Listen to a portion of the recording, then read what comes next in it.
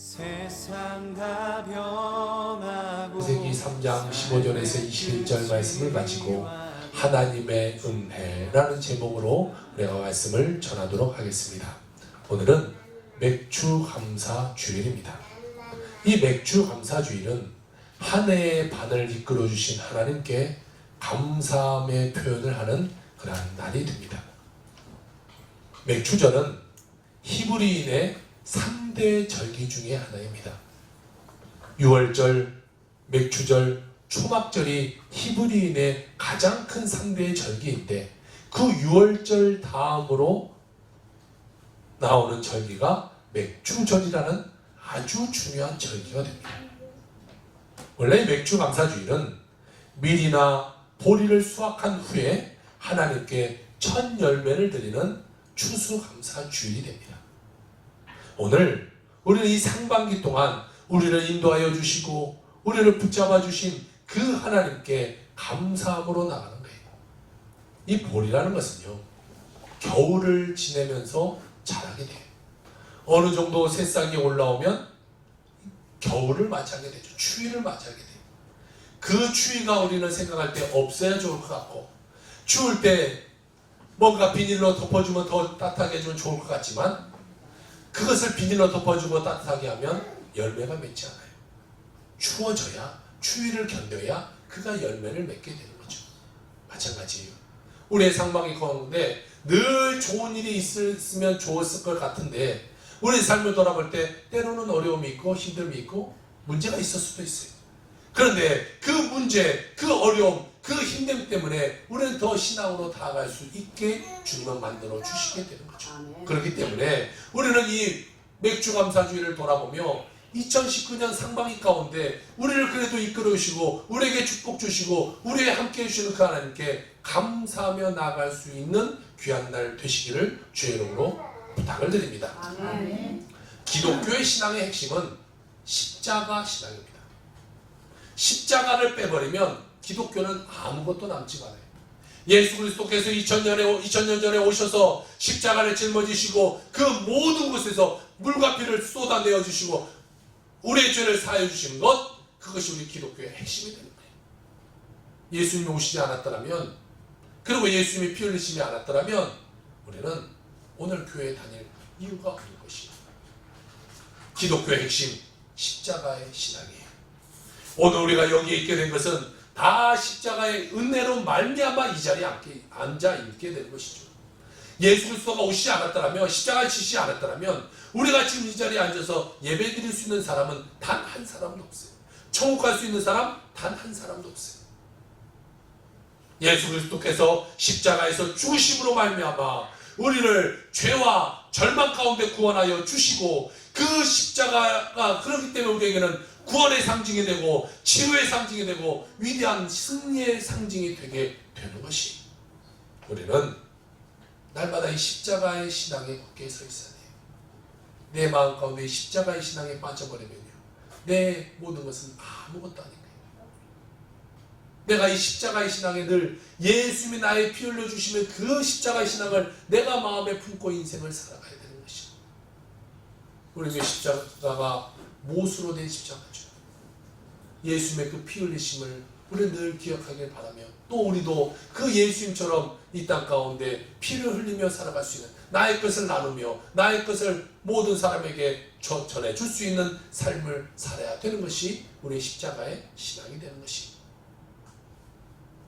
우리에게는 문제가 다가오고 슬픔이 다가오고 고통이 다가와도 십자가만 바라보고 믿음으로 살아가는 귀한 인생이 되어야 될 줄로 믿습니다. 아멘. 우리는 상반기 내내 문제가 있고 어려움이 있고 아픔이 있고 도대체 나에게는 하나도 하나님의 은혜가 없어요 라고 말할 수 있는 사람이 있을지 모르겠지만, 그렇다고 할지라도 우리는 십자가에서 예수 그리스도의 죽으심으로 말미암아 구원받은 것 그 하나만 가지고도 우리는 오늘 온전히 하나님께 감사할 수 있는 자들이 되어야 할 것이, 오늘 우리가 첫 번째로 볼 것은 죄와 인간의 문제에 대해서 같이 한번 살펴보기로 합니다.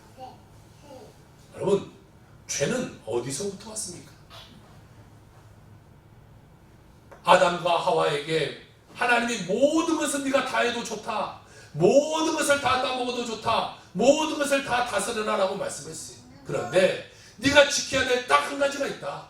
그것은 이 동산 중앙에 있는 선악을 알게 하는 이 나무의 실과는 네가 먹지 마라. 이것을 먹는 자는 정령 조리라 라고 말씀하셨어요. 다 해도 좋은데 이것만은 네가 안 돼. 그것은요, 하나님과 우리 인간의 한 가지 언약이에요. 네가 다 해도 좋지만 나의 이 삶 가운데 네가 넘어오지 마. 네가 내가 되려고 하지 마. 너는 피조물이고 나는 창조주야. 이것만 네가 기억하면 돼 라는 것을 가지고 이 선악과를 알게 하는 나무를 그 동산에다 심어놨어요. 그런데 마귀가 그 인간에게 찾아옵니다. 야, 너 이거 먹어봐. 야, 먹는다고 이거 네가 죽을 것 같아? 절대로 안 죽어. 이거 먹으면 네 눈이 밝아져서 더 하나님처럼 되게 되고 더 네가 인생을 더 행복하게 살 수 있을 거야. 먹어봐, 먹어봐. 그러면서 하와가 그 선악을 알게 하는 나무를 보니까 보암직도 하고 먹음직도 하고 탐스럽게 생긴 거예요. 자, 하나님의 말씀을 들었을 때는 그것이 보암직하지도 않았어요. 탐스럽지도 않았어요. 먹고 싶은 마음도 없었어요. 그런데 마귀의 유혹을 받으니까 그것이 좋아 보이는 거예요. 그것을 바라보니까 그것이 좋아 보여요. 우리는 무엇을 바라보냐가 참 중요해요. 내가 늘 홈쇼핑을 틀어놓고 있어요. 그러면 나도 모르게 집에 택배가 오게 돼 있어. 안 봐야 돼, 안 봐야 돼. 보고 있으면 살 수밖에 없어. 자, 우리가 무엇을 보느냐가 중요해요. 예수를 바라보고 사느냐, 아니면 세상을 바라보고 살아가느냐, 하나님의 말씀을 바라보고 사느냐, 아니면 지금 마귀가 말하는 그 음성을 듣고 지금 이 선악을 바라보느냐, 그것이 중요해요. 마귀의 음성을 듣고 바라보니까 그것이 좋아 보여서 그것을 따먹게 됩니다. 따먹었으면 하와 혼자 죽었으면 얼마나 좋겠어요. 그런데 아담에게도 가서 보셔서 야, 이것도 먹어봐라. 남자는 여자에게 약해요. 여자가 주니까 그래서 얼른 받아먹고 둘 다 죄악에 빠져버렸어요. 자, 그들은 하나님의 그 주권에 도전하는 행위예요. 그냥 아이고 목사님 선악 하나 따먹었다고 해서 하나님 우리를 그렇게 벌할 수 있어요? 우리를 이렇게 정말 죽게 만들 수 있어요? 라고 말할 수 있을지 모르겠지만 그것은 이 과일 하나 따먹고 안 따먹고의 문제가 아니에요. 어디 가서 뭐 서리 하나 해먹고 안 해먹고 이 문제가 아니라 이것은 하나님의 주권, 하나님의 세계에 우리 인간이 도전하는 행위가 되는 것이에요. 내가 창조주가 되고 싶어하는 거예요. 내가 하나님이다라고 생각하는 거예요. 나는 피조물이 아니야. 나는 이제 하나님이야. 내 마음대로 내 뜻대로 다 할 수 있어. 이 생각이 되게 되는 것이죠. 그러니까 그 선악을 알게 하는 나무를 먹으며 그들은 범죄하게 되었어요. 범죄하니까 마음에 무엇이 찾아와요? 두려움이 찾아와요. 이 범죄하면요 두려움이 꼭 찾아오게 돼요. 그럼 우리가 죄를 지면요, 뭐 이게 우리는 다 죄 한 번도 안 짓겠지만 만약에 죄를 진다고 한다면 저 멀리서 경찰에 있으면 심장이 어쩔까요? 막 쿵쿵쿵 나도 모르게 막 뛰을 거 아니겠어요? TV 속에서 보면 이 뉴스에 경찰이 이 음주 단속하는 장면이 가끔 보여요. 그러면 저 멀리서 차들이 막 갑자기 유턴에 가던가 골목을 막 도망가거나 하면 경찰이 막 쫓아가요. 왜 도망가겠어요? 뭔가 죄를 졌거나 아니면 한 잔 마셨거나 그렇기 때문에 그들이 도망가죠. 요즘은 이제 술 한 잔만 먹어도 안 돼요. 요즘은 전날 저녁에 먹고 아침에 출근해도 이제는 걸려요. 예전에는 0.05 밑으로는 그냥 봐줬어요. 그런데 이제는 안 봐지. 조금이라도 불어서 나오면 무조건 이제는 다 걸려요. 그러니까 우리는 술 드시는 분이 한 분도 없겠지만 혹시라도 이 술에 입에 대서는 안 되죠. 자, 문제가 다가와요. 내가 죄를 져요? 그러면 이제 두려움이 찾아오게 되는 거예요. 아담과 하와가 선악과를 따먹고 문제 가운데 들어갔어요. 죄 가운데 들어갔어요. 그러니까 그들이 이제는 두려움이 찾아와요. 창세기 3장 8절 10절에 이렇게 말하고 있어요. 그들이 그날 바람이 불 때 동산에 거느시는 여호와 하나님의 소리를 듣고 아담과 그의 하나가 여호와 하나님의 낯을 피하여 동산 나무 사이에 숨은지라. 여호와 하나님이 아담을 부르시며 그에게 이르시되 내가 어디 있느냐 이르시되 내가 동산에서 하나님의 소리를 듣고 내가 벗었으므로 두려워하여 숨었나이다 라고 말하고 있어요. 원래 아담과 하와는요, 하나님이 아담아 예 하나님 제가 여기 있습니다 야, 너 잘 있냐? 예, 잘 있습니다. 하나님 찬양합니다. 이런 관계예요. 그런데 범죄하니까 아담아 라고 부르니까 그는 무서워서 숨어요. 저도 아이를 3명 키우고 있지만 제가 이렇게 방에 있거나 또 뭘 하고 있을 때 애들이 있을 때 이렇게 나오면 갑자기 애들이 깜짝 놀랄 때가 있어요. 왜 놀라겠어요? 뭔가 지금 잘못하고 있으니까 놀라는 거지. 뭔가 아빠가 하지 말라는 짓을 지금 하고 있으니까 갑자기 아빠가 훅 나타나니까 깜짝 놀라는 거예요. 어제도 아이들이 전도할 때 이 교회 와서 있었는데 제가 목양실에서 설교를 준비하다가 아이들이 잔 한번 이렇게 나왔어요. 그랬더니 이 둘째가 갑자기 깜짝 놀래요. 너 왜 그렇게 놀래? 손을 이렇게 숨겨요. 너 손에 뭘 갖고 있는 이렇게 놀래고 숨기냐? 그랬더니 아이들이 뭐 갖고 노는 이 뭐예요? 뭐 애교 뭐 이런 거, 뭐 슬라임 이런 거 그런 거 손에 갖고 이렇게 놀다가 갑자기 아빠가 나타나니 깜짝 놀라서 이걸 숨기는 거예요. 자, 우리가 죄가 있으면 뭔가 잘못한 것이 있으면 우리는 깜짝 놀라고 숨어요. 아담과 하와가 죄를 졌어요. 잘못한 것이 있어요. 아담아 이렇게 불렀어요. 똑같았어요. 죄를 짓기 전에 하나님이 부른 음성과 죄를 지은 후에 부른 음성이 똑같아요. 그런데 똑같은 부르심에도 그는 이제는 두려워서 숨어버려요. 그리고 그들은 부끄러움을 알고 이제는 하나님께 벗었으므로 내가 숨었습니다 이렇게 말해요. 그전에는 부끄러움이 없었어요. 하나님과 인간의 관계에 부끄러움이 없어요. 죄가 찾아오니까 두려움이 생기고 죄가 찾아오니까 부끄러움이 그들에게 다가오게 된 거예요. 요나라는 사람도 마찬가지예요. 하나님이 요나에게 야 너는 니느웨로 가서 그들이 회개하도록 만들어라 라고 말했어요. 그런데 그는 하나님의 명령을 어겨요. 그리고 욥바로 내려가서 다시스로 가는 배를 얼른 타버립니다. 그때 갔더니 마침 다시스로 가는 배가 있는 거예요. 아이고 잘됐다. 핑계거리 생겼으니까 이거 얼른 타고 가자. 그래서 다시스로 가는 배에 딱 타고 갔는데 그 삶 가운데 아 내가 죄악을 졌구나 라는 하나님의 음성을 내가 어겼구나 라는 마음이 있기 때문에 그는 두려워요. 저 배 밑창으로 들어가서 하나님을 안 보려고 하나님의 소리를 안 들으려고 그는 눈을 감고 그 밑에 가서 잠을 자버립니다.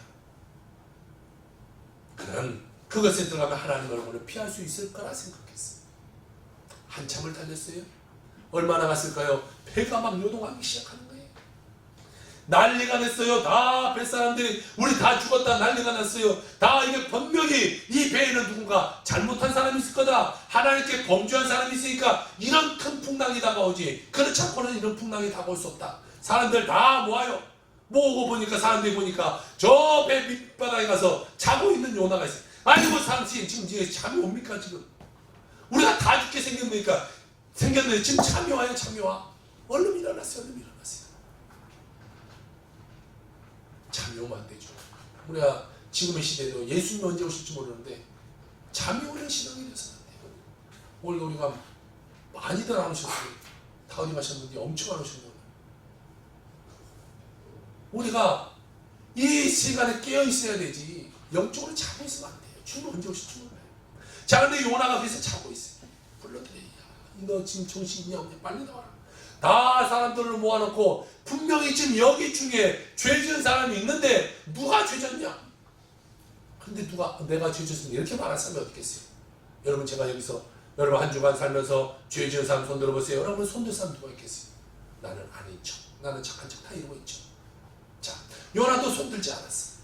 그러니까 제비를 뽑아요. 제비를 뽑았더니 덜컥 요나가 걸렸어요. 그때서야 아 내가 죄인이 하나님이 나를 명령해서 하나님의 나라를 성장시키려고 만드는데 내가 지금 범죄하여 이 다시스로 가는 배를 탔습니다. 나를 던지세요. 그를 바다에다 던집니다. 그런데 하나님은요 미리 예비한 큰 물고기를 준비해놓고 요나를 더 받아먹게 만들어요. 사람은 결코 하나님의 눈을 피할 수가 없어요. 하나님이 우리를 이 손바닥 안에서 보듯이 다 보고 계세요. 그런데 우리가 어딜 피해요? 보통 사람들은 언제 범죄해요? 사람들이 안 볼 때 범죄해요. 도둑놈도요. 눈 시퍼렇게 뜨고 있을 때는 안 와요. 내가 자고 있을 때거나 아니면 내가 없을 때 도둑도 그때요. 아무도 없을 때 도둑이 와요. 저도 살면서 몇 번의 도둑을 맞았는데 도둑이 없을 때 와요. 제가 이 성남에서 사역할 때는 도둑이 제가 금요철화 끝나고 갔는데 그때는 금요철화가 1부, 2부였고 사람들 다 운행하고 나면 집에 가면 2시에 그럼 이제 토요일 새벽 2시가 됐죠. 그래서 들어갔는데 집이 난리가 나 있어요. 보니까 이 도 선생님이 오셔서 싹 깨끗이 다 가져가셨어요. 그러니까 제가 없는 시간을 알고 그 시간에 온 거죠. 이 주인은 이 금요일 밤마다 철학을 가는구나. 보니까 2시에 오는구나. 그 전에 와서 아주 여유스럽게 싹 훔쳐서 다 가셨어요. 별로 가진 것도 없지만 그때 이 결혼 예물을 그것도 다 가져가셔서 뭐 남는 것이 하나도 없게 됐어요. 자, 아무도 우리는 없을 때, 안 볼 때 범죄예요. 예레미야서 23장 24절에 이렇게 말하고 있어요. 여호와의 말씀이니라 사람이 내게 보이지 아니하려고 누가 자신을 은밀한 곳에 숨길 수 있겠느냐. 여호와가 말하노라 나는 천지에 충만하지 아니하냐. 천지에 충만한 그 하나님을 피해서 우리가 어디에 숨을 수 있겠어요?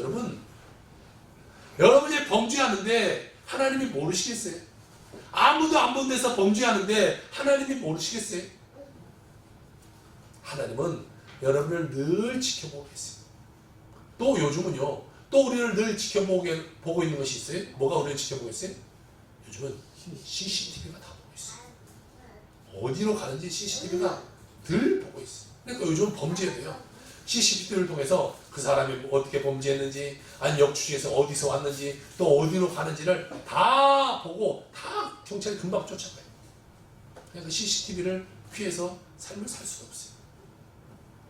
여러분, 죄를 지으면요, 우리 마음 가운데 두려움이라는 것이 다가오죠. 죄는 아주 집요하고 끈질겨요. 마치 진돗개처럼 한번 물면 놓지 않아요. 무엇을 물느냐? 우리의 부족함을 물어요. 우리가 물질에 부족하면 뭘 물겠어요? 물질을 막 물어요. 그렇다고 해요. 화를 잘 내는 사람은 화내는 것을 물어요. 세상적인 거 좋아하는 사람 세상적인 거 물어요. 이성적인 거 좋아하는 사람 이성적인 걸 물어요.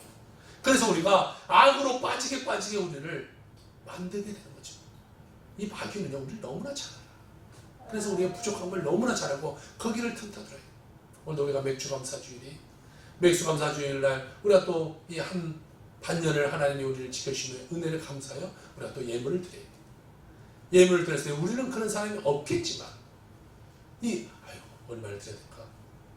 했다가도 넣다 뺐다 조금만 되지 하고 뺀 사람도 있을지도 모르겠어. 우리의 마음이 이 물질에 가 있는 사람은요, 악한 것이 그것을 물질에 얼마 많이 해, 조금만 해. 야야 많이 10만 원 많이 10만 원. 뭘 많이 하려고 해요? 우리를 늘 흔들게 되는 것이.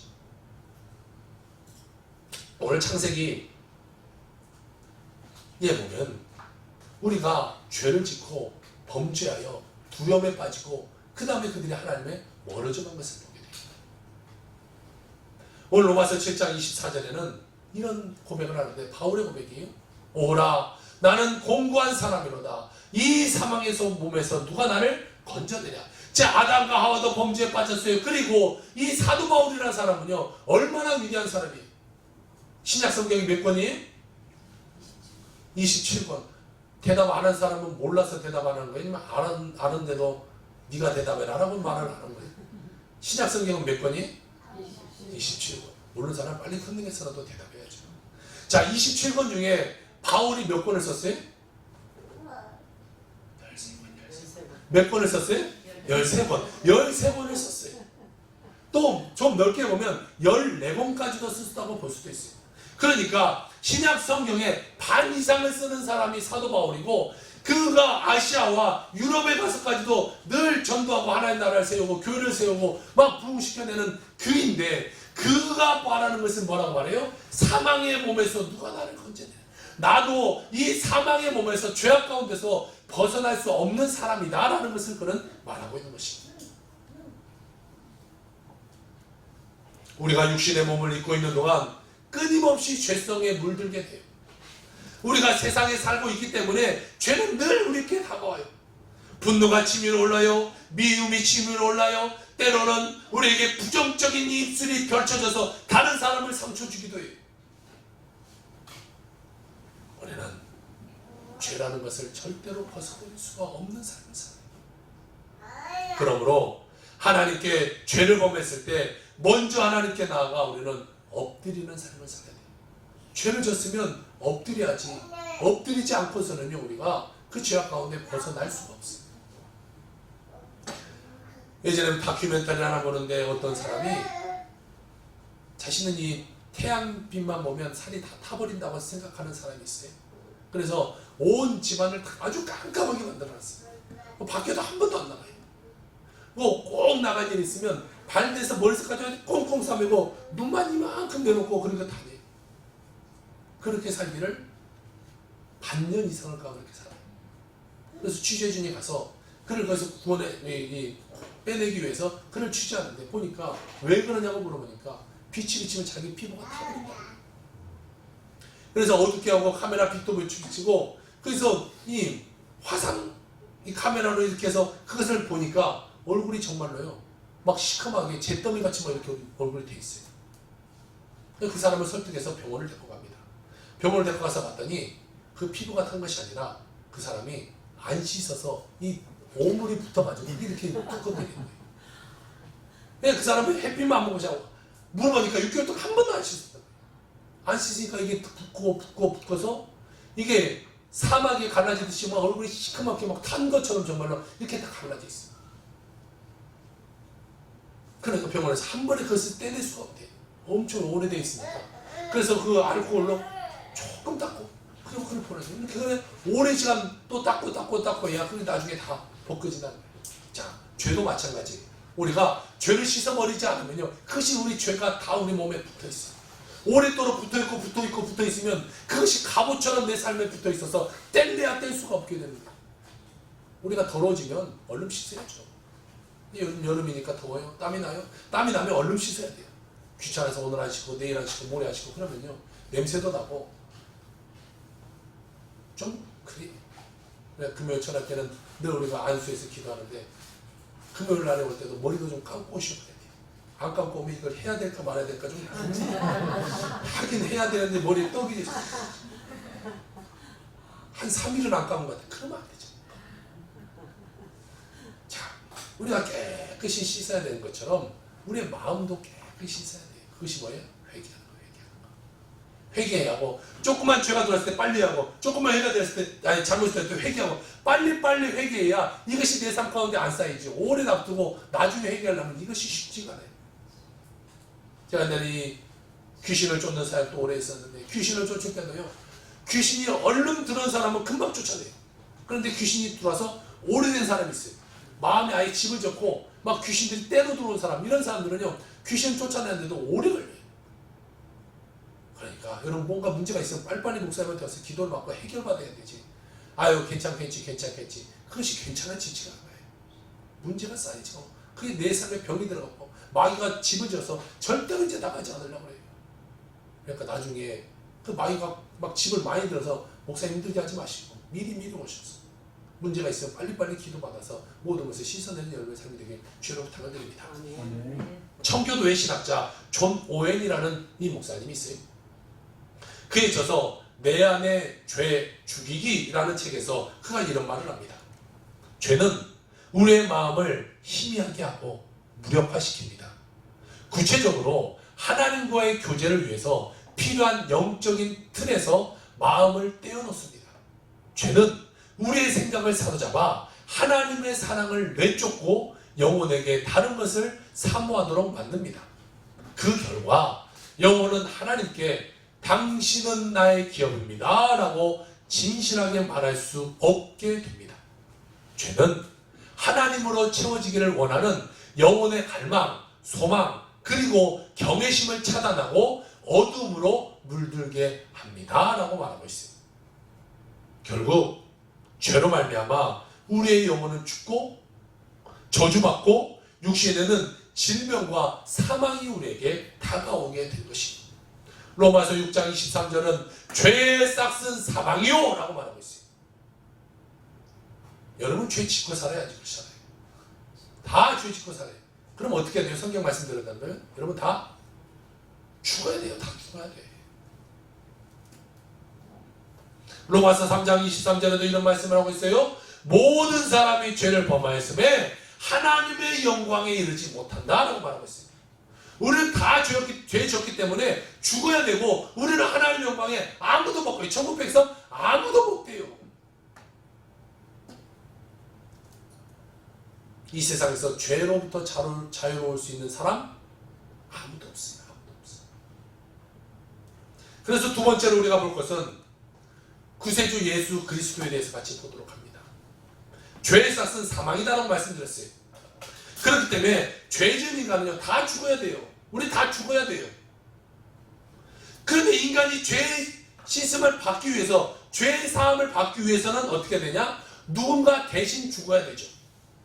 구약시대는 그래서 어떻게 했습니까? 동물을 잡아서 죄를 첨가해서 동물을 대신 각을 떠서 불을 태워서 하나님께 올려드리는 번제로 인해서 그들의 죄를 사합니다. 그런데 이것은요 매번 드려야 돼요. 매번 죄 지을 때마다 드려야 돼요. 여러분 생각해 보세요. 여러분이 죄 지을 때마다 송아지 한 마리씩을 바쳐라 라고 말한다면 여러분 누가 얼마나 할 수 있겠어요? 자, 제가 여러분들 다음 주부터 만약 한 주간에 죄를 한 번이라도 졌으면 다음 주 올 때는 송아지 한 마리씩 헌금을 드리세요 라고 말한다면 누가 와서 그렇게 하겠어요? 그런데 여러분 구약시대는 그렇게 했어야 돼요. 그렇지 않으면 그 죄가 나에게 남겨져 있게 돼요. 그러니까 그 죄가 내가 시키기 위해서는 동물이 계속해서 죽어야 되는데 이것이 쉬운 일이 아니에요. 동물을, 흠없는 동물을 끌어다가 그것을 하나님께 바치고 이게 쉬운 일이 아니죠. 그런데 오늘 성경에 보니까요 창세기 3장 15절에 이렇게 말하고 있어요. 여자의 후손은 내 머리를 상하게 할 것이요 너는 그의 발꿈치를 상하게 할 것이니라 이렇게 말하고 있어요. 자, 동물이 안 죽으면 죄 없는 누군가 나를 위해서 대신 죽어줘야 되는데 죄 없는 누구는 누구냐? 예수 그리스도밖에 없다라는 거예요. 그런데 그 예수 그리스도는 누구냐? 여자의 후손이다 이렇게 말하고 있어요. 우리는 다 남자의 후손이에요. 여러분은 누구의 성을 따라가요? 엄마 아빠 중에? 아빠의 성을 따라가요. 태어나면 아빠가 김씨면 아이도 김씨, 아빠가 이씨면 아이도 이씨, 박씨면 박씨 똑같이 따라가요. 외국에서는 이 여자도 결혼해서 오면은 남편의 성을 그 중간에다 갖다 이름을 넣어요. 왜? 남편의 성을 따라가게 되죠. 예, 우리 인간들은요 다 남자의 후손이 되는 거예요. 그런데 여자의 후손이다 이렇게 말하고 있어요. 우리는 다 남자의 후손인데 오직 예수님만 여자의 후손이 돼요. 왜냐? 예수님은 남자의 계보에 따라 이 땅에 오시지 않고 성령의 잉태함으로 말미암아 그는 여자의 몸에서 태어난 유일한 사람이기 때문에 그는 여자의 후손이 되게 되는 것이죠. 그런데요 천주교에서는 이렇다고 해서 마리아를 저 높은 위치에 올려놔요. 마리아가 믿음이 좋았겠죠. 그러니까 예수님을 잉태할 수 있었겠죠. 그렇다고 해서 인간이 하나님의 위치에 올라갈 수가 절대 그럴 수 없어요. 아무리 착하고 아무리 믿음 생활 잘하고 아무리 뭐 헌금 많이 하고 아무리 기도 많이 해도요 인간이 하나님을 될 수가 없어요. 그런데 천주교에서는 그것을 잘못 생각하고 있어요. 성모 이렇게 붙여서 마치 마리아가 하나님의 위치에 있는 양 만들었어요. 성부, 성자, 성령 삼위일체 하나님을 만들어야 되는데 똑같이 성모, 성자를 갖다 붙여놔서 마치 사위일체인 양 그들은 말이에요. 여러분 천주교를 가보신지 모르겠지만 천주교에 들어가면 무엇이 있어요? 마당에 들어가면 마리아의 상이 있어요. 성모 이렇게 불러서도 안 돼요. 성모가 아니에요. 마리아. 인간이 성모가 될 수가 없어요. 마리아 상이 있어요. 천주교 다닌 사람은 가서 마리아에게 마리아님 내가 왔습니다 라고 인사를 하고 그 다음에 들어가요. 들어가서도 어떻게 기도해요? 성모 마리아님께 빕니다 이렇게 기도해요. 예수 그리스도의 이름으로 기도해야 되는데 그 자리에 마리아가 들어가 있어요. 아니 마리아가 뭔 기도를 들을 수 있겠어요? 똑같은 사람이 뭔 죄를 우리를 사해 줄 수 있겠어요? 절대적으로 인간은 인간의 죄를 사해 줄 수가 없어요. 왜? 똑같은 죄인. 마리아라고 해도 똑같은 죄인이 마리아가 죄 안 졌겠어요? 똑같이 죄 졌어요. 갈라디아서 4장 4절에서 이렇게 말해요. 때가 참에 하나님이 그 아들을 보내서 여자에게 나게 하시고 율법 안에서 나게 하신다. 성경은 똑같이 말하고 있어요. 여자에게서 나게 한다고 말하고 있어요. 여자의 후손이다. 여자에게서 나게 하신다. 다른 사람이 쓰고 세대가 틀린 세대 가운데 쓰여진 성경이지만 성경은 매번 똑같이 하고 있어요. 똑같이 여자에게 후손이라고 말하고 있어요. 하나님의 아들이신 예수님께서 율법 아래 심판받을 수밖에 없는 인간을 구원하기 위해서 여자의 몸을 빌어서 이 땅 가운데 오셔서 죄악을 싹 쓸어버리게 된 것입니다. 예수님께서는 우리를 위해 죄 없으신 몸으로 이 땅에 오셔서 온갖 고난 받으시고 온갖 고통 받으시고 욕먹고요, 손가락질 당하고 십자가에 못 박혀서 피 흘리시고 돌아가셨어요. 이사야 53장 5절이 이렇게 말하고 있어요. 그가 찔림은 우리의 허물 때문이요 그가 상함은 우리의 죄악 때문이라. 예수님이 왜 와서 십자가의 고통을 당합니까? 우리의 허물이고 우리의 죄악 때문에 그랬다는 거예요. 우리가 2019년 상반기를 보냈어요. 예수님이 우리 때문에 고통받았어요. 왜? 우리를 허물에서 구원해 주시기 위해서, 우리의 죄악 가운데 구원하시기 위해서, 주님은 우리를 위해서 그 앞에서 여러분은 알지 모르겠지만 그 많은 고통을 다 받으셨다는 거예요. 내게 날라오고 돌 하나 때문에 하나님 왜 그걸 나를 안 도와주십니까? 원망 불평하는 것이 아니라 상망이 가운데 내게 주어진 하나님의 은혜에 감사할 줄 아는 자가 되어야 돼요. 제가 설교 전에 아이의 얘기를 했듯이 58개의 그 가자를 봐야 되지. 2개 빠진 그 공간을 보면서 우는 우리의 모습이 되어서는 안 돼요. 하나님이 주신 축복을 바라봐야 돼요. 하나님이 베풀으신 그 은혜를 바라봐야지. 없던 것 바라보면서 하나님 나 왜 그거 안 지워줘요 안 지워줘요 내가 원망 불평하는 자가 되어서는 안 된다는 것이. 여자의 후손으로 오신 예수님께서 십자가에서 말씀하세요. 다 이루었노라. 그 한마디를 외쳤을 때 사단의 머리가 상하게 되고 또한 3일 만에 부활하셔서 사망의 권세를 완전히 무너뜨리고 구원의 길, 예수 그리스도의 길을 우리에게 펼쳐주고 예수를 믿는 자는 그 길을 걸어가도록 만들어 주셨다라는 것이. 요한복음 14장 6절에는 이런 말씀을 하고 있어요. 예수께서 이르시되 내가 곧 길이요 진리요 생명이니 나로 말미암지 않고서는 아버지께로 올 자가 없느니라. 너희가 나를 알았더라면 내 아버지도 알았으리로다. 이제부터 너희가 그를 알았고 또 보았느니라 라고 말씀하고 있어요. 십자가에 달려 피 흘려 돌아가신 예수님을 믿기만 하면 우리는 구원을 받게 돼요. 여러분 얼마나 쉬워요. 다른 건 우리가 뭐 선한 행위를 하고 무엇을 하고 하나님께 어떻게 하고 그렇게 하지 않아도 예수님만 믿으면 우리는 천국 가는 거예요.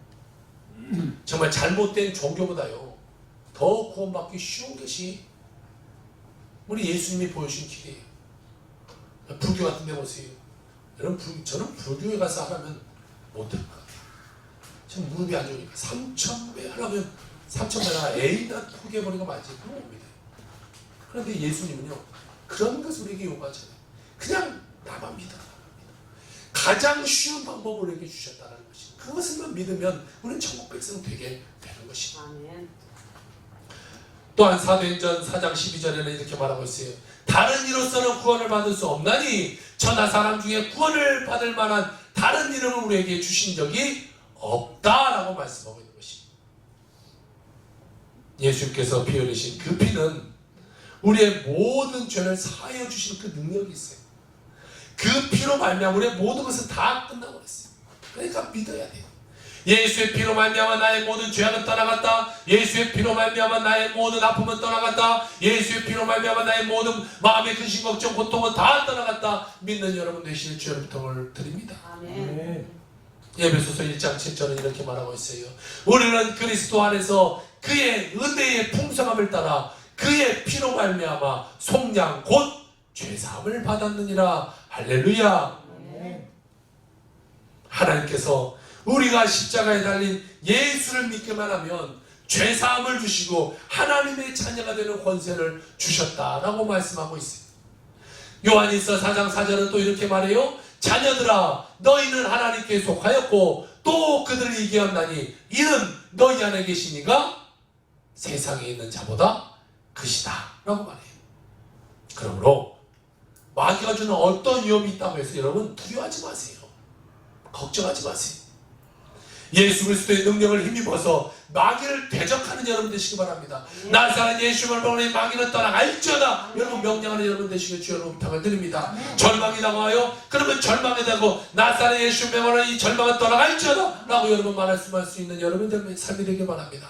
내 삶에 아픔이 다가왔어요. 나사렛 예수만 명하는 이 아픔은 떠나갈지어다. 여러분 명령할 수 있는 여러분의 삶이 되기를 주여 여러분으로 축복합니다. 아멘. 그래서 우리 마음에는요 기쁨과 승리함만이 우리 삶 가운데 있어야 되는 것이 기쁨이 충만해야 돼요. 걱정, 의심, 불안이 우리 속에 있어서는 안 되는 거예요. 감사가 충만해야 돼요. 이 시간 우리가 맥주 감사주일로 지났는데 우리가 감사가 막 넘쳐 흘려야 돼요. 몇만 원에서 헌금한 이것이 중요한 것이 아니에요. 장로님이 기도했듯이 여러분의 마음에 정말 2019년 상반기일 것이 그 하나님의 무한 감사가 우리가 올려지는 삶이 이 시간 드려져야 되는 것이에요. 슬픔과 절망이 다가오면요 쫓아내버려야 돼요. 그것을 마음 가운데 갖고 있어는 안 되는 것이에요. 그 두었다가 어떻게 돼요? 마귀의 밥이 되는 것이에요. 음식이 상하면 상한 음식에는요 똥파리밖에 안 걸어요. 마찬가지예요. 우리의 심령이 상해요. 우리의 심령에 문제가 일어나요. 우리의 심령에 두려움이 찾아와요. 그러면 그게 무엇이 그래요? 마귀가 그래요.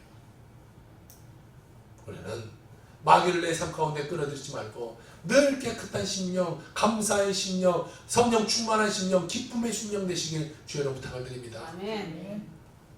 우리는 예수님만이 우리의 승자 되심을 믿고 나가야 돼요. 예수님이 우리의 승리자가 되시는 거예요. 아멘. 왜냐하면 예수님은 이미 이 땅 가운데 오셔서 모든 마귀를 다 멸하셨기 때문에 그래요. 예수는 미리 다 멸해버렸어요. 그러니까 믿기만 하면 멸한 그 능력이 내게 와서 내 삶 가운데 모든 악한 것도 다 멸해지게 되는 것이에요. 그래서 요한일서 3장 8절에 이렇게 말하고 있어요. 죄를 짓는 자에게 마귀에게 속하나니 마귀는 처음부터 범죄함이라. 하나님의 아들이 나타나신 것은 마귀를 멸하려 하심이라 라고 말하고 있습니다. 예수님의 십자가를 의지할 때 우리는 넉넉히 승리할 수가 있어요. 그 십자가는 우리를 새롭게 하는 능력이 있고 우리를 구원의 길과 승리의 길을 제시하는 길이 되게 되는 것이 십자가만을 바라보며 예수님의 이름의 권세로 날마다 싸워 이기는 여러분 되시길 부탁합니다. 마지막 세 번째로 가죽옷의 의미에 대해서 같이 살펴보기를 원합니다. 아담과 하와가 죄를 졌어요. 그러므로 인해서 그들이 벗음으로 인해서 그들이 하나님께 부끄러웠다라고 말하고 있어요. 그래서 그들은 이 부끄러움을 가리기 위해서 무언가를 가렸는데 그것이 무화과 나뭇잎을 떼다가 가렸어요. 그런데 여러분 보세요. 무화과 나뭇잎은요 금세 말라 비틀어져 그래요. 그러니까 사람이 하나님의 눈을 피해서 가렸다고 하나 그것이 오래 가려지지가 않아요. 금세 다 시들어 버려지는 거예요. 우리는 하나님 앞에 가릴 수가 없어요. 그래서 하나님은 무화과 나무 잎을 대신하여 짐승을 잡아서 그의 옷을 지어 입으셨어요. 오늘 3장 21절 여호와 하나님이 아담과 그의 아내를 위하여 가죽옷을 지어 입히시니라. 할렐루야. 인류의 최초의 디자이너는 누구였어요? 하나님. 하나님은요 우리 인간에게 옷을 지어 입혔어요. 그런데도 그냥 아무거나 갖다 입힌 것이 아니라 지금도 우리는 가죽옷이 좋잖아요. 가죽 비싸잖아요. 뭐 무슨 진도 뭐 비름 비싸잖아요. 비싸요. 그 지금도 막 비싼 그 옷을 하나님은 그들에게 지어 입히셨어요. 그런데 그들이 잘했을 때 입힌 것이 아니라 범죄했어요. 그들이 하나님께 죄악을 저질렀어요. 그럼에도 불구하고 그들을 불쌍히 여기셔서 하나님은 최고의 옷으로 입히셨다라는 것을 우리가 생각해 볼 수 있어야 돼요. 무화과 나무 잎은 인간의 행위를 말해요. 죄를 짓고 나서 인간은 자기의 행위로 벌거벗은 몸을 가리려고 해요. 그러나 그 무화과 나무 잎은 시들어버리죠. 인간은 그렇게 살아요. 선한 행위로 내가 그 죄를 가리려고 해요. 어떤 사람들이 이렇게 말해요. 아우 나는 세상에 법도 없이 살아요. 나는 착하게 살아요. 많은 사람들 도와주고 있고 나는 힘든 사람도 구제하고 있고 뭐 TV에서 하는 어려운 사람도 아프리카도 구원해주고 있고 뭐 물파기도 하고 나는 다 하고 있어요. 여러분 아무리 많은 선한 행위를 한다고 할지라도 그것이 우리의 죄를 없애주지를 못해요. 선한 행동은요 예수 믿고 난 다음에 하나님의 영광을 위해서 하는 것이 우리의 선한 행실이지 선한 행실을 한다고 해서 죄악이 사라지냐? 그건 아니에요.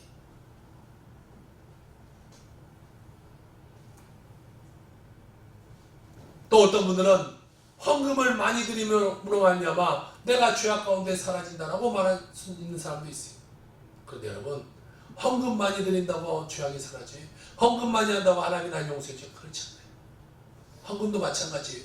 내가 예수 믿고 나서 믿음으로 감사의 마음을 담아서 헌금하는 것이지 헌금 많이 한다고 하나님이 내 삶을 축복해 주는 것도 아니에요. 그래서 저희 교회는 헌금 바구니도 안 돌려요. 억지로 10,000원, 20,000원 더 내면 뭐 하겠어요. 어쩔 수 없이 헌금 바구니 돌아가니까 안 할란다고 하냐 눈치 보면서 하는 그 돈을 하나님이 받으시겠냐는 거예요. 은혜 받고 감사하면 드리는 것이 헌금이에요. 그래서 저희 교회는 헌금 바구니도 안 돌리고 또 헌금에 대해서도 한 번도 제가 강조하지도 않아요. 설교하지도 않아요. 그래서 그런가 훈련이 안 돼서 그런지 이 절기헌금을 드릴 때도 아주 그냥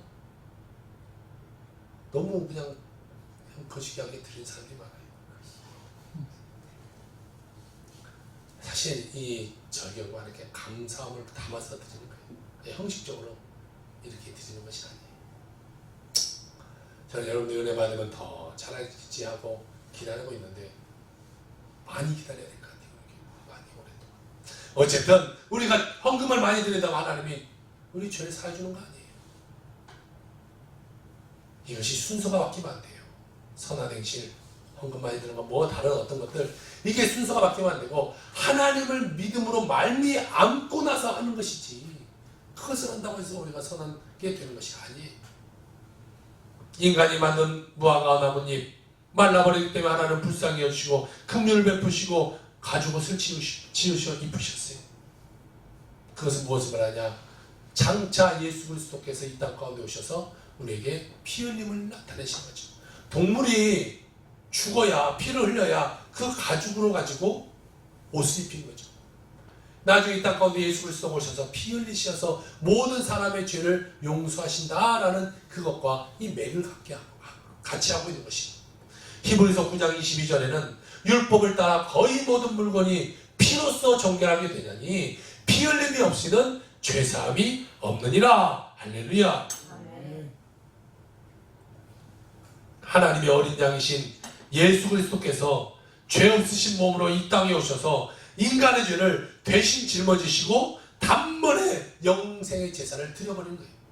구약시대는 매번 드려야 됐어요. 그런데 이제는 예수 그리스도가 와셔서 모든 과거의 죄, 현재의 죄, 미래의 죄, 지를 죄를 한 번에 다 피 흘리심으로 용서해버렸기 때문에 그것을 믿기만 하면요 우리 모든 죄를 한 번에 다 날아가 버리게 되는 것이에요. 또 누가 죽어야 되지 않아요. 예수님 한 분만으로 모든 죄는 사라져버리게 되는 것이에요. 우리는 하나님의 어린 양이신 예수 그리스도의 그 피로 인해서 구원받은 인생이라는 것을 여러분 기억하며 인생을 살아가기를 부탁을 드립니다. 19세기의 영국의 설교가인 옥타비우스 윈슬로우라는 사람이 이 목사님은 보혈의 능력이라는 것에 대해서 이렇게 말해요. 보혈의 능력이 한 방울만 우리에게 떨어지기만 하면 우리의 모든 죄가 용서받고 죄로 인한 상처가 치유되며 죄인이 살게 되고 영원히 구원을 받게 됩니다. 이 얼마나 놀라운 일입니까? 사랑하는 여러분, 하나님은 우리에게 위대한 일을 요구하지 않습니다. 우리에게 할 일은 오직 한 가지입니다. 주 예수 그리스도를 믿으십시오. 죽임을 당하신 어린 양의 피로 여러분의 죄를 씻으십시오. 높이 들린 십자가를 바라보십시오. 그러면 에덴 동산에서 인류가 잃어버렸던 생명보다 더 고결한 생명이 여러분의 영혼으로 흘러 들어올 것이며 여러분은 영광스러운 영원한 삶을 살게 될 것입니다 라고 우리에게 이야기하고 있어요. 여러분의 영혼으로 흘러 들어오는 삶, 그 삶이 하나님에게 부어주시는 삶이 되는 것입니다. 죄로 인하여 죽을 수밖에 없는 우리를 예수 그리스도 십자가에서 피 흘려 죽으심으로 인해서 우리의 죄가 다 사해져 버린 거예요. 어떠한 죄도 예수 그리스도 피 흘리신 그 한 번으로 다 끝나버린 거예요. 그러므로 우리는 예수 그리스도의 보혈의 능력을 의지하면서 삶을 살아야 해요. 보혈의 찬송으로 폐결핵을 고침받은 안산제일교회 원로 목사님인 고훈 목사님이라는 분이에요. 이분은 올해 73세가 되었는데요. 12살 때 아버지가 폐결핵으로 돌아가세요. 그리고 20살 때 난치병인 폐결핵에 걸립니다. 그때 폐결핵 3기, 간장염, 위장염이 다 찾아왔어요. 얼마나 절망을 했는지 내 삶을 포기해버려야겠다, 죽어야겠다, 자살해야겠다 마음을 먹었어요. 그때가 이 성탄절 전날인가 본데 교회에서 이 성탄절 새벽송을 돌고 있었어요. 예전에는 새벽송을 돌았잖아요. 성탄절 전날 이 사람들이 모여서 각 교인들 집에 가서 새벽송을 돌면 그 교회 집사님이나 권사님들은 먹을 것을 준비했다가 아이들에게, 새벽송을 돌 아이들에게 그 먹을 것을 주기도 해요. 그러면 그것을 갖고 와서 교회에서 또 나눠 먹으면서 밤새도록 놀기도 하고 기쁨을 나누기도 해요. 새벽송을 돌았어요. 자, 그 마을에도 새벽송을 돌았는데 새벽송 돌 때 그 마을에 큰 구판이 열렸었어요. 무당 둘이 와서 막 뛰어요. 막. 그러면서 막 굿을 막 하고 있는데 새벽송의 소리를 들으면서 이 두 무당이 막 뛰다가 쓰러져 버려요. 그래서 구판이 깨져버려요. 사람들에게 소문이 나기 시작해요. 무당보다 예수신이 더 강하다. 막 온 마을에 소문이 나요. 이 고문이라는 어린이도 이왕 내가 죽기 전에 무당보다 센 예수신을 한번 믿어보자. 그리고 교회를 갑니다. 교회 가서 막 기도하기 시작해요. 어차피 죽을 건 믿음으로 한번 살아보자. 기도하고 성경을 읽어요. 막 기도하다가 하나님께 이런 얘기를 해요. 하나님, 제 병을 고쳐주시면 제가 신학교에 가서 목사가 되고 불쌍한 사람들을 도와주는 인생을 살겠습니다.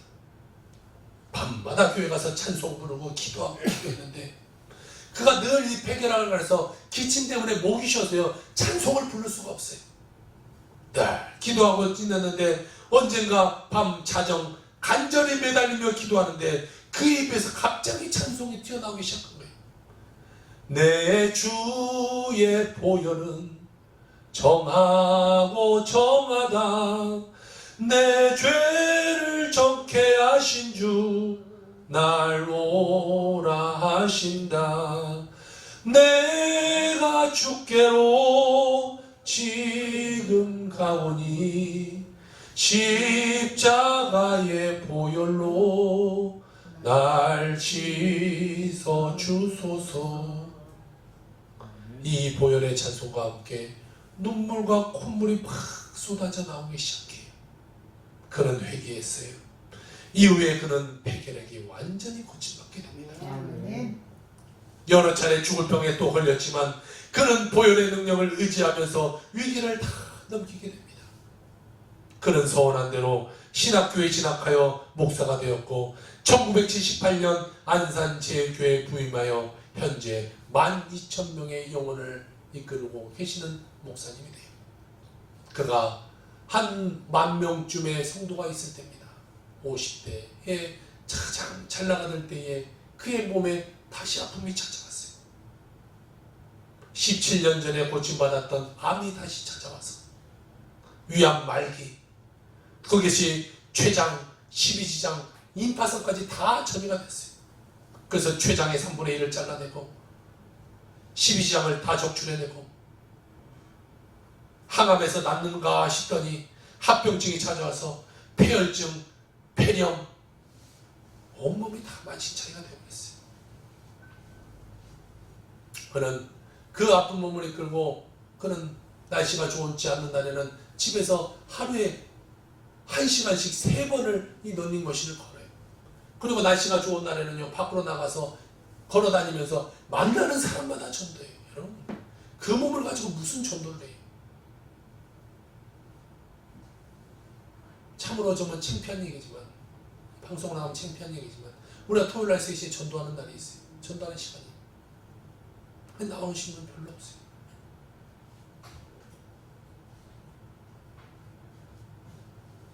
건강한 몸을 갖고도 안 해. 세상이 좋아. TV가 좋아. 에어컨 밑이 좋아. 어제도 그 더운데도 우리 권사님과 사모님이 가서 얼굴이 빨개져서 한 시간 전도가 들어요. 힘들죠. 힘들지만 우리에게 맡겨진 사명을 하는 옆에 감당한 우리 삶이 돼야 되죠. 자, 이 고은이라는 목사님은 10,000명이 넘는 성도를 갖고 있으면서도 그 아픈 몸을 이끌면서도 나가서 만나는 사람마다 전도해요. 그리고 그는 사소한 것에 늘 감사하기 시작했어요. 아무것도 아닌 것에 감사해요. 그러자 하나님이요 그 모든 병에서 다 낫게 해주시는 거예요.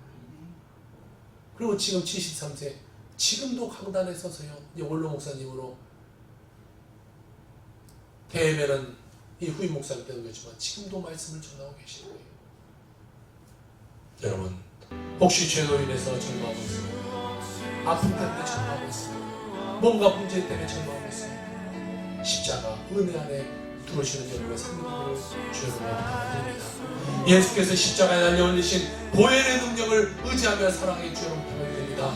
2019년 상반기에도 이끌으신 그 하나님의 능력을 의지하며 하반기로 살아가는 여러분의 삶을 부탁을 드립니다. 십자가의 죄사함의 은혜, 구원의 은혜가 십자가 안에 있는 것입니다. 십자가 안에 무릎 꿇고 한평생 십자가만을 바라보며 십자가만을 바라보고 십자가만을 자랑하며 살아가는 여러분의 인생 되기를 주의 이름으로 축원합니다. 아멘.